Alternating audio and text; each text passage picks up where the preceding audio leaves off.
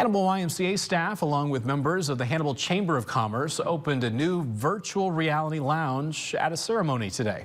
Take a look at this. The area was formerly a racquetball court. Now it includes the lounge, and it includes 4 Oculus stations with 10 games available, an I-beam projector, and a light-up ping pong table. It took several months to complete.